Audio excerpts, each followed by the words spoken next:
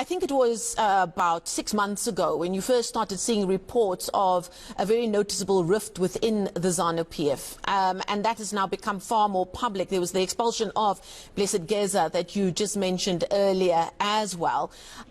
What is the latest with regards to that faction? Because we do understand he's been suspended, but several others within the ZANU-PF have also been suspended.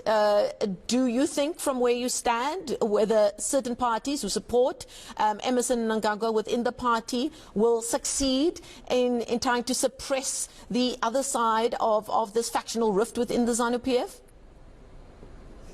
The critical moment right now the critical question right now is who blinks first. And as far as, we have been watching and observing since 6 months, as you say, the faction, on the side of 2030 agenda, which is aligned to President Mnangagwa, seems to be in control of the situation. I think you would have realized last week that there was a shift in terms of the removal or the firing of the Zimbabwe National Army Commander, Sanyatwe, who was demoted, or they would say promoted, to the position of a sports minister. But you will remember that just after that demotion or promotion, Chris Mtrangwa, who is the ZANU-PF spokesperson and also an ally of President Mnangagwa, came out and said that they had smelled that there were, machinations to carry out a coup against the president, and they had to resort to removals of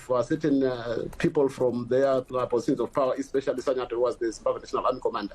So it speaks to a very, very volatile situation currently, which may actually degenerate into a situation similar to South Sudan, where the president is being pitted against his vice president. It's most likely because, indeed, Vice President Chiwenga still commands reasonable support within the military and security services.